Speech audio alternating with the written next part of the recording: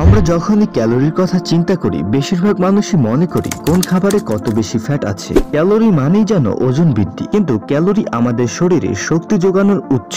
আমাদের শরীরের জন্য প্রয়োজনীয় শক্তির চেয়ে যদি বেশি ক্যালোরি নিয়ে নেই তাহলে ওজন বাড়বে, এবং যদি কম নেই তাহলে ওজন কমতে থাকবে। তাই প্রত্যেকেরই একটি ডায়েট চার্ট মেনে চলা উচিত।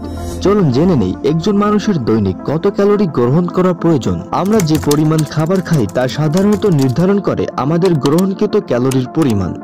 আবার কখন কিভাবে আমরা খাবারটা খাচ্ছি তাও কিন্তু অনেকটা পরিমাণ ভূমিকা রাখে। সাধারণত একজন প্রাপ্তবয়স্ক মহিলার প্রতিদিন 1600 থেকে 2400 ক্যালোরি গ্রহণ করা উচিত, আর একজন পুরুষের 2000 থেকে 3000 ক্যালোরি। একটি বাচ্চার প্রতিদিন 1000 ক্যালোরি গ্রহণ করা উচিত। 16 থেকে 18 বছর বয়স যাদের তাদের 3200 ক্যালোরি, ও বয়স 19 থেকে 25 যাদের তাদের জন্য 2000 থেকে 2200 ক্যালোরি গ্রহণ করা উচিত। সাধারণত যত বয়স বাড়তে থাকে ক্যালোরির প্রয়োজন তত কমতে থাকে, কারণ বয়স বাড়ার সাথে সাথে শরীরের মেটাবলিজম কমতে থাকে। দৈনিক প্রয়োজন অনুযায়ী ক্যালোরি গ্রহণ করা উচিত। কোন খাবারে কত ক্যালোরি থাকে এটা বেশিরভাগ মানুষেরই অজানা। আপনারা এখানে 20টি খাবারের তালিকা দেখতে পাচ্ছেন।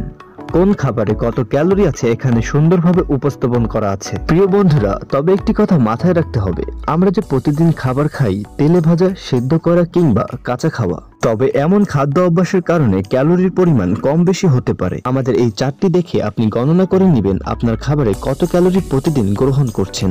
এর ফলে আপনি আপনার ওজন নিয়ন্ত্রণে রাখতে পারবেন।